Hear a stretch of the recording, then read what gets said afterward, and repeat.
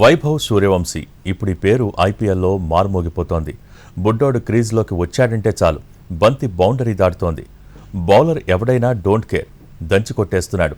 అయితే అలాంటి వైభవ్ సెంచరీ దగ్గరలో వరుసగా అవుట్ అవ్వడం అభిమానుల్ని ఆందోళనకు గురిచేస్తోంది. రాజస్థాన్ రాయల్స్ యువ సంచలనం వైభవ్ సూర్యవంశీ ఐపీఎల్ 2026 సీజన్లో ప్రత్యర్థుల బౌలింగ్ను ఊచకోత కోశాడు. అద్భుతమైన ఫామ్తో అలవోకగా అర్ధశతకాలు సాధించాడు. సిక్సర్ల వర్షంతో రికార్డు సృష్టించాడు. సూర్యవంశీ అద్భుతమైన ఫామ్లో ఉన్నప్పటికీ వరుసగా సెంచరీలు మిస్ అవుతుండడం అభిమానుల్ని కలవరపెడుతోంది. కేవలం 3 రోజుల వ్యవధిలోనే అతడు 2 సార్లు 90లో అవుట్ అయి తుటిలో శతకాలను చేజార్చుకున్నాడు. గుజరాత్ టైటాన్స్తో క్వాలిఫైయర్ 2 మ్యాచ్లో కేవలం 47 బంతుల్లో 96 పరుగులు చేశాడు సూర్యవంశీ. 8 ఫోర్లు 7 సిక్సర్లతో దుమ్ము రేపాడు.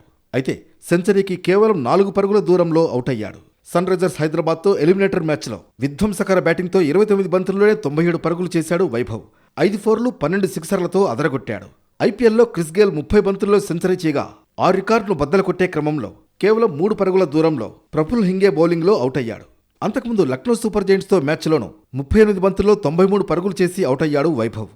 సెంచరీలు మిస్ అయినప్పటికీ ఈ 15 ఏళ్ల యువ బ్యాటర్ ఈ సీజన్లో క్రిస్ గేల్ 59 సిక్సర్ల రికార్డును అధిగమించి ఒకే ఐపీఎల్ సీజన్లో అత్యధిక సిక్సర్లు కొట్టిన ప్లేయర్గా చరిత్ర సృష్టించాడు. అలాగే ఒకే సీజన్లో 600 పైగా పరుగులు చేసిన అత్యంత పిన్న వయస్కుడిగా కూడా రికార్డు నెలకొల్పాడు.